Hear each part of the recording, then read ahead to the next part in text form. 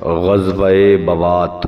ہجرت کے 13ویں مہینے سن 2 ہجری میں مدینہ پر حضرت سعد بن معاذ رضی اللہ تعالی عنہ کو حاکم بنا کر 200 مہاجرین کو ساتھ لے کر حضور صلی اللہ علیہ وسلم جہاد کی نیت سے روانہ ہوئے۔ اس غزوے کا جھنڈا بھی سفید تھا اور علمبردار حضرت سعد بن ابی وقاص رضی اللہ تعالی عنہ تھے۔ اس غزوے کا مقصد کفار مکہ کے ایک تجارتی قافلے کا راستہ روکنا تھا۔ اس قافلے کا سالار امیہ بن خلف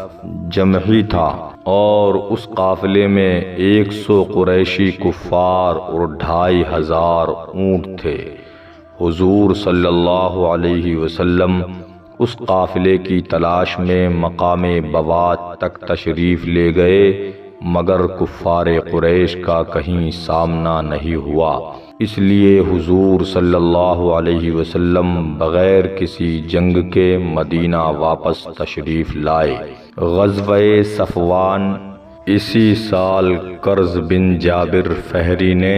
مدینہ کی چراہ گاہ میں ڈاکہ ڈالا اور کچھ اونٹوں کو ہانک کر لے گیا۔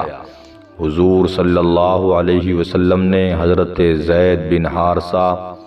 رضی اللہ تعالی عنہ کو مدینہ میں اپنا خلیفہ بنا کر اور حضرت علی رضی اللہ تعالی عنہ کو علمبردار بنا کر صحابہ کی ایک جماعت کے ساتھ وادی صفوان تک اس ڈاکو کا تعاقب کیا، مگر وہ اس قدر تیزی کے ساتھ بھاگا کہ ہاتھ نہیں آیا اور حضور صلی اللہ علیہ وسلم مدینہ واپس تشریف لائے۔ وادی صفوان بدر کے قریب ہے، اسی لیے بعض مؤرخین نے اس غزوے کا نام غزوہ بدر اولی رکھا ہے۔